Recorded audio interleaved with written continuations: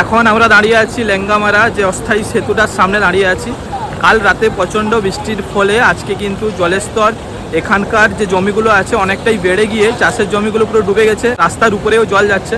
ওটা তোমাদেরকে শেয়ার করছি, দেখতে পাচ্ছ প্রচণ্ড বেগে রাস্তার উপরে জল যাচ্ছে। এই সাইডটা তো পুরো জলের তলায় চলে গেছে রোডটা। এইটা নতুনভাবে বানানো হয়েছে বলে এখনও টিকে আছে, না হলে কিন্তু ভেসে যেত এই রোডটা। এখন বর্তমান 4 চাকা বন্ধ আছে, কিন্তু বাইক পারাপার চলছে, হেঁটে হেঁটে বেরোতে হচ্ছে।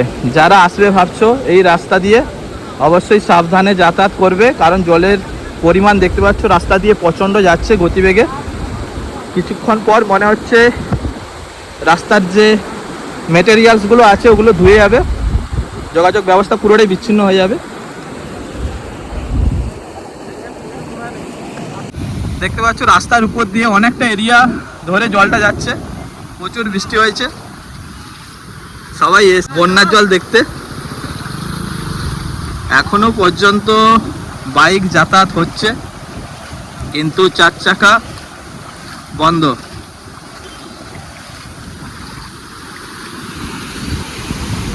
দেখতে পাচ্ছ পুরো জলের তলায় চলে গেছে রোডটা। আগে কিন্তু এতটা জল ছিল না, কিন্তু এইবারে পুরো জল ভর্তি হয়ে গেছে। আর রাত্রে কিন্তু প্রচণ্ড বৃষ্টি হয়েছে, সবাই এসছে বন্যা দেখতে। এইটা মেন রোড ছিল, এটা অস্থায়ী সেতু বানানো হয়েছে। দেখতে পাচ্ছ অস্থায়ী সেতুর উপর দিয়ে জল যাচ্ছে, আর জলের গতিবেগ কিন্তু প্রচণ্ড রয়েছে। আজকে যদি বৃষ্টি হয় তাহলে কিন্তু আরো ভয়ানক রূপ নিয়ে নেবে। এখনো পর্যন্ত বাইক যাতায়াতের জন্য রাস্তার অবস্থা ঠিকঠাক আছে, কিন্তু দুপুর বাড়ার সঙ্গে সঙ্গে অবস্থা আরো খারাপ হতে পারে রাস্তার, কারণ রাস্তার উপর দিয়ে দেখতে পাচ্ছ জল যাচ্ছে অনেক। রাস্তার এই যে অবস্থা কিছুক্ষণ পরে খারাপ হয়ে যাবে, কারণ জলের স্রোতে সব আস্তে আস্তে ধুয়ে যাবে।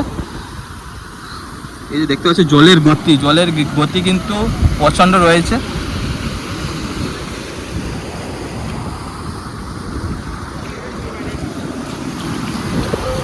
এই দিকটা সোজা চলে গেছে খড়গপুর, প্রচণ্ড গতি।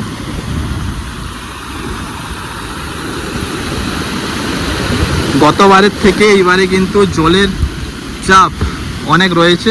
নতুন করে রাস্তাটা মানে এই রাস্তাটা বানানো হয়েছিল বলে কিছু হয়নি, না হলে কিন্তু এখন এই রাস্তা থাকতো না, পুরো জলের তলায় চলে যেত। এখনো অবধি রাস্তাটা ঠিকঠাক আছে, বাইক যাবে, কিন্তু দুপুরবেলা পর মনে হয় বাইকও যেতে পারবে না।